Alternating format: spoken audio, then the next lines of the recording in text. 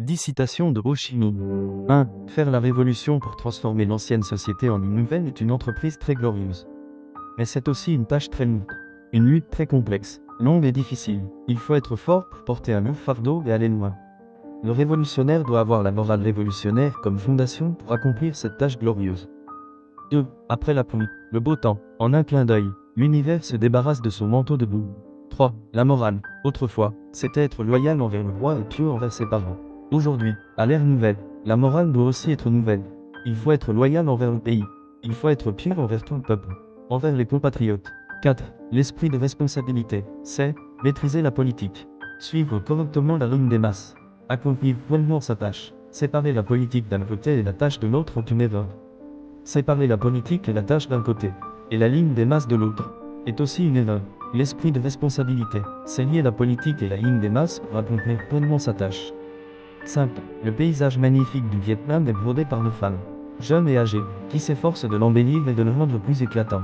6. Le remède contre la bureaucratie, plus il faut placer les intérêts du peuple au-dessus de tout.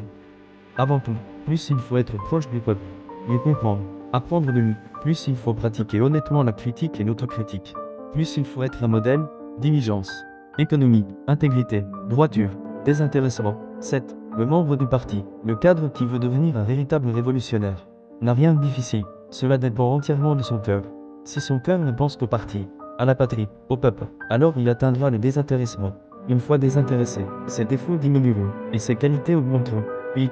C'est l'amour de la patrie, et non l'inspire. 9. La morale révolutionnaire ne tombe pas du ciel. Elle se développe et se renforce par la lutte dont tout le monde peut trouver. Comme une jade qui devient plus brûlant à force d'être connue, et l'or qui devient plus pur à force d'être fondu. Quoi de plus joyeux, glorieux, de cultiver une morale révolutionnaire et contribuer dignement à la construction du socialisme et à la libération de l'humanité. 10. Le cadre révolutionnaire doit avoir la morale révolutionnaire. Il faut maintenir fermement la morale révolutionnaire pour être un véritable cadre révolutionnaire. La morale révolutionnaire peut se résumer ainsi, distinguer clairement le bien et le mal.